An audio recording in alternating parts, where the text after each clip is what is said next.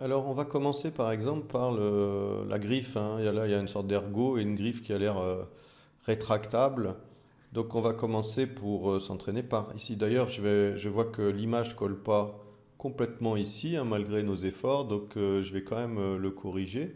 Ce sera juste un petit peu plus joli, hein. Je vous rappelle que c'est pas. Donc, je vais corriger ici. Voilà, ça sera peut-être 105.5. Voilà. Donc on va dire que c'est bon ici. Ce qu'on va faire, c'est qu'on va donc faire cette forme-là. Alors on va pas travailler dans la vue perspective, mais sur les vues orthogonales, hein, les vues à plat, ça sera plus pratique. Donc la première question qu'on doit se poser quand on modélise, c'est comment je vais commencer, à partir de quoi je vais décliner cette forme-là. Alors selon la forme, si c'est plutôt arrondi comme ici, on va peut-être partir d'une sphère, d'une primitive sphère. Je vois ici par exemple un tube, quelque chose d'arrondi, on pourra partir d'un tube. Ben, ici, on va pouvoir partir d'un cube, hein. Alors, parce que c'est une forme qui est assez géométrique, assez plate aussi. En général, on va se dire, bon, est-ce que je pars d'une spline, parce que je vais avoir un contour qui est assez compliqué, donc ça sera mieux de le faire avec l'outil spline, et je vais l'extruder après pour lui donner du volume. Est-ce que je pars d'une forme primitive normale que je vais modeler dans l'espace? Voilà, c'est ce genre de questions qu'on se pose. Ici, ça paraît assez évident de démarrer de quelque chose de plat, vu la forme, et donc je vais démarrer avec un cube. Donc je vais aller dans la vue de côté, hein, c'est celle qui nous permet de mieux voir notre objet ici. Et donc, je vais créer un cube. Alors, le cube, on va tout de suite, donc on se remet en mode objet, on va tout de suite l'amener où il faut. Le mieux, c'est de travailler en mode ligne, comme ça on voit à la fois les contours de notre primitive et à la fois les contours qui sont dans l'image de référence. Et là, pareil, on va donc régler sa taille ici. Voilà, donc on se sert des outils de redimensionnement interactif, hein, c'est plus simple. Donc encore un petit peu ici. Voilà, je vais ah, je vais l'ajuster. Je peux ici le réduire un petit peu. Et là, je pense qu'on est bon, hein. En bas, c'est bien. Ici, c'est bien. Donc, bon, il ne s'agit pas d'être exact au millimètre, hein, ça n'a aucune importance. C'est votre modèle. Vous pouvez même le modifier si vous en avez envie. Donc voilà, on a fait ce qu'on a pu dans cette vue-là. Pour le moment, on le garde toujours sous forme de primitive. On ajuste au maximum.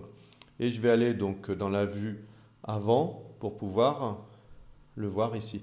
Alors, on voit que c'est symétrique, hein. Donc, je vais pouvoir tout de suite travailler avec un objet symétrie ici qui va contenir l'ensemble de mes éléments, au moins pour les pattes, hein. On verra que le corps, il n'existe pas en double, hein, mais les pattes, là, elles existent en double. Donc, on pourra toute la patte la mettre dans un objet symétrie.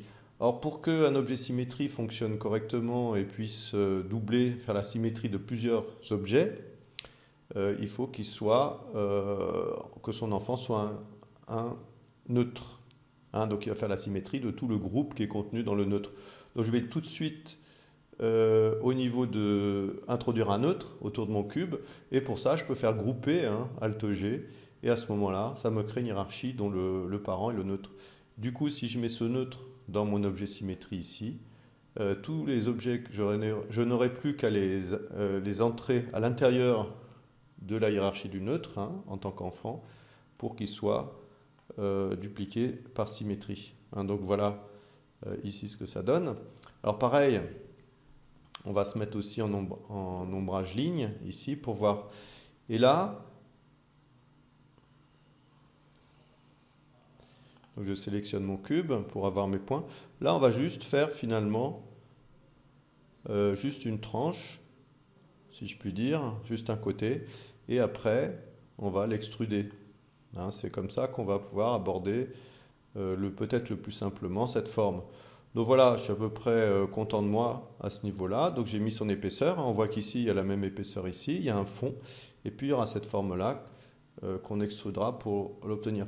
Alors une chose aussi, c'est que on a une image de référence de trois quarts qu'on va aller chercher, qui va nous être bien pratique, hein. Je vais aller donc ouvrir une fenêtre du visualiseur ici, et dans cette fenêtre, ce que je vais faire, c'est que je vais importer ici cette image-là. hein, que vous avez dans le dossier, qui va nous donner quand même pas mal d'indications.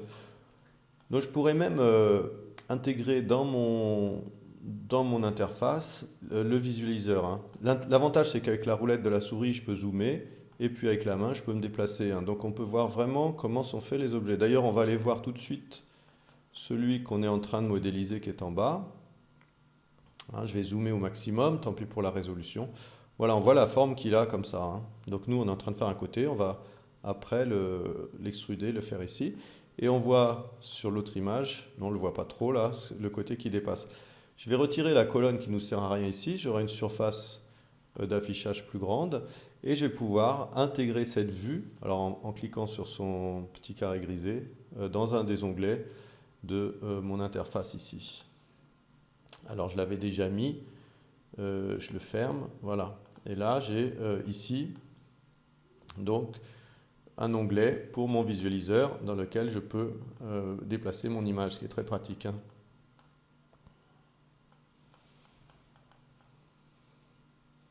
Voilà, donc moi je vous conseille d'avoir sous les yeux toujours les volumes, hein, parce que dans les vues de face, des fois on a du mal à voir la géométrie complète comme référence. Alors pour pas que quand on quitte le projet ou qu'on redémarre Cinema 4D, ça s'en aille, ce qu'on va faire, c'est qu'on va créer une interface à nous. Donc je vais aller dans Fenêtre, Interface, et je vais faire enregistrer l'interface sous. Hein, donc soit on l'enregistre comme interface par défaut, bon on pourrait faire ça d'ailleurs, on va l'enregistrer comme interface par défaut.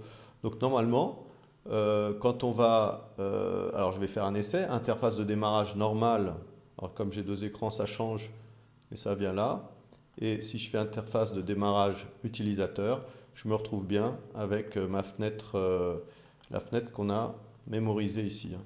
On verra qu'on va adapter, on personnalisera un petit peu aussi d'autres choses au cours de route et à chaque fois on va sauvegarder les modifications de notre interface pour nous simplifier la vie. Donc je continue ma modélisation.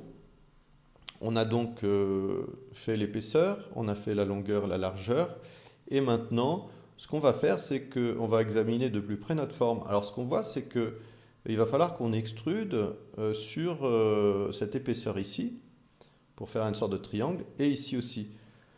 Pour ça, je pourrais tout à fait convertir mon cube maintenant, et puis le convertir ici, le rendre modifiable, et puis avec l'outil couteau tracer, mais ce que je peux faire aussi, c'est, comme il n'est pas encore modifié, c'est introduire de la géométrie. Donc là, selon l'axe des Z, donc affichage, il faut qu'on se mette, non pas en ISO, mais fil de fer ici, et on voit que on a créé ici une segmentation, hein, on va le voir peut-être mieux dans la vue qui est ici. Voilà, on a coupé en deux et ce trait on va l'amener sur le côté et il sera fait. Donc il est très simple à engendrer. Et là je vais faire la même chose donc selon l'axe des Y, l'axe vert. Voilà, maintenant je n'ai pas besoin de continuer à garder ma primitive, je peux directement donc la rendre modifiable, hein, touche C, ici ou ce bouton là. Et je vais pouvoir, en mode point, commencer à manipuler mes arêtes. Donc je vais prendre l'outil rectangle de sélection, ici, en m'assurant que je ne suis pas limité aux éléments visibles, et je vais baisser le trait qui est là, pour aller faire cette épaisseur ici. Voilà. Je vais faire la même chose de ce côté-là, ici, de façon à prévoir l'épaisseur de mon extrusion qui va suivre. On est là. Et puis la dernière chose, je vais directement donner la forme ici. Donc quand je clique là, ça attrape bien le point qui est derrière, hein. Si on est là, voilà, ça attrape cela. Ici, alors attendez, je vais mettre, voilà, ici on voit beaucoup mieux ce qui se passe. Ça attrape bien ces deux points, hein, quand je suis dans une vue orthogonale et que je fais ne pas limiter aux éléments visibles, ça attrape tous les points en dessous. Et donc maintenant, je peux tout à fait le déplacer et venir le mettre ici. Donc on a réglé notre problème d'angle assez simplement, hein. Donc voilà la forme que l'on obtient pour l'instant. Et maintenant, ce que je vais faire, c'est que je vais extruder sur le côté. Alors si je vais dans mon visualiseur, on ne voit pas très bien ici, mais en vue de face, on voit que là, il y a une sorte de triangle qui dépasse, hein, avec une base ici. Et donc c'est ça que je vais extruder pour l'instant. Donc pour ça, je prends l'outil pinceau de sélection par exemple. Et là, je peux... Alors là, attention, pinceau de sélection, il faut limiter aux éléments visibles, hein. Je vais sélectionner que de ce côté-là. Et ce que je vais faire, je vais me mettre en mode polygonal. Et là, je vais pouvoir sélectionner les trois. Hein, je vérifie bien que j'ai rien sélectionné d'autre. Voilà. Donc on voit que c'est un peu en dessous. Je ne sais pas trop pourquoi, mais c'est pas très grave pour l'instant. Et là, je vais pouvoir donc appeler l'outil de sélection. L'outil de sélection, on le trouve dans l'outil d'extrusion, pardon, hein. Donc maillage, outil de création, extrusion ici. Je l'ai également avec un raccourci, hein, c'est la touche D, ou c'est M qui appelle tout, alors sans bouger, voilà, pour que vous voyez bien, M T qui va permettre, donc si je fais MT, je vais me retrouver aussi avec l'outil d'extrusion. Et là, l'outil d'extrusion, ben, on va extruder ici. Donc on regarde ici ce que ça donne, voilà comme ça. Et puis on va s'arrêter à ce niveau-là, ici, hein. Donc on voit, voilà, comme ça. Et donc on a extrudé notre affaire. Qu'est-ce qu'il faut qu'on fasse? C'est qu'on fasse un triangle. Alors pareil, on pourrait donner avec l'outil couteau couper ici, mais il y a peut-être une solution plus subtile de façon à découvrir d'autres outils de modélisation polygonale, hein. C'est qu'on va ramener cette arête ici sur celle-ci. À ce moment-là, je vais mettre en mode arête et je vais avec l'outil de pinceau ici, je vais pouvoir sélectionner, donc avec la touche Shift, en faisant attention de ne rien sélectionner d'autre. Donc en prenant l'angle idéal, voilà, je vais sélectionner ces deux-là. Et là, j'ai un outil qui s'appelle couture, donc qu'on va trouver dans les outils de création ici, couture. Et couture, il va me permettre, donc en mode point, hein, donc j'appuie sur CTRL pour passer de la même sélection d'arête, la convertir en point. J'aurais pu sélectionner mes points au début, ici. Et je vais pouvoir, ici, amener directement. Ah, j'ai raté mon affaire, on va le faire sur l'intérieur, voilà, comme ça. Voilà. Et donc, bon, ça demande un petit peu d'exercice. Ça fait directement le triangle comme ça. Donc ça donne quelque chose de très propre, hein. Avec le couteau, vous auriez pu couper juste à côté où il faut actionner le magnétisme. Là, c'est vraiment impeccable. On va faire sélectionner directement les points, mais c'est toujours un peu plus... Parfois, c'est un peu plus compliqué. Donc, je sélectionne mes deux points ici. Je sélectionne, touche Shift, mes deux points ici. Maintenant, avec l'outil... alors, ce qu'on va faire, l'outil que je viens d'utiliser, je le trouve ici, hein.